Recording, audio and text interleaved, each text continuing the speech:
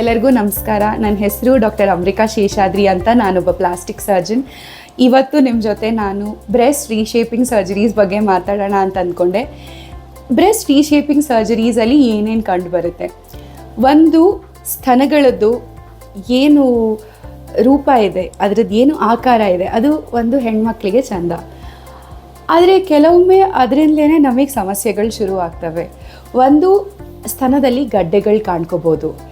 ಎರಡನೇದಾಗಿ, ಸ್ತನಗಳದ್ದು ಆಕಾರ ಏನಿದೆ ಮೈಕಟ್ಟಿಗಿಂತ ಜಾಸ್ತಿ ಇರ್ಬೋದು.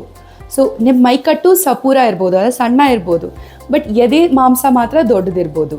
ಇಲ್ಲ ಆಪೋಸಿಟ್ ಇರ್ಬೋದು, ನಿಮ್ಮದು ಮೈಕಟ್ಟು ಸಾಧಾರಣ ಮೈಕಟ್ಟು ಇರ್ಬೋದು, ಇಲ್ಲ ಸಣ್ಣ ಮೈಕಟ್ಟು ಇರ್ಬೋದು, ಬಟ್ ಎದೆ ಆಲ್ಮೋಸ್ಟ್ ಗಂಡಸರ ಎದೆ ಥರ ಫ್ಲ್ಯಾಟ್ ಆಗಿರುತ್ತೆ, ಅದೂ ಅಷ್ಟೊಂದು ಲುಕ್ ಇರಲ್ಲ.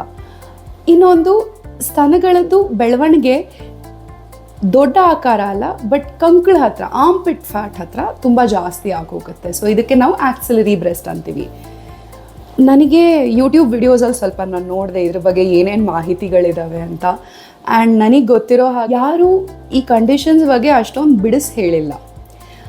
ನಂದು ಏನು ಉದ್ದೇಶ ಈ ವಿಡಿಯೋ ಸೀರೀಸ್ ಮೂಲಕ ಅಂದರೆ, ಈ ಸಮಸ್ಯೆಗಳು ಅಂದರೆ ಒಂದು, ಎದೆ ಆಕಾರ ಸರಿ ಇಲ್ಲದೆ ಇರೋದು, ಅಂದರೆ ತುಂಬ ದೊಡ್ಡದಿದೆ ಅಥವಾ ತುಂಬ ಚಿಕ್ಕದಿದೆ, ಇದರದ್ದು ಕಾರಣ ಏನಿರ್ಬೋದು ಆ್ಯಂಡ್ ಪರಿಹಾರ ಏನಿರ್ಬೋದು ಅಂತ. ಎರಡನೇದು, ಈ ಸ್ತನದ ಮಾಂಸ ಸೈಡಲ್ಲಿ ಬೆಳ್ಕೊಂಡ್ರೆ, ಅಂದರೆ ಆಕ್ಸಿಲರಿ ಬ್ರೆಸ್ಟ್ ಅಥವಾ ಆರ್ಮ್ಪಿಟ್ ಫ್ಯಾಟ್ ಅಂತ ಏನು ಹೇಳ್ತೀವಿ, ಅದ್ರದ್ದು ಕಾರಣ ಏನು ಆ್ಯಂಡ್ ಏನು ಪರಿಹಾರ ಇರ್ಬೋದು ಅಂತ. ಆಮೇಲೆ ಮೂರು, ಜನರ ಮನಸ್ಸುಗಳಲ್ಲಿ ಏನೇನು ತಪ್ಪು ಅಭಿಪ್ರಾಯ ಇರ್ಬೋದು ಬ್ರೆಸ್ಟ್ ರೀಶೇಪಿಂಗ್ ಸರ್ಜರೀಸ್ ಬಗ್ಗೆ ಅಂತ.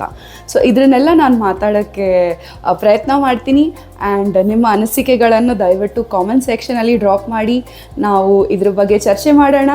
ಆ್ಯಂಡ್ ಹೋಪ್ಫುಲಿ ನಿಮಗೆ ಈ ವಿಡಿಯೋಯಿಂದ ತುಂಬ ಇನ್ಫಾರ್ಮೇಷನ್ ಸಿಕ್ಕಿದೆ.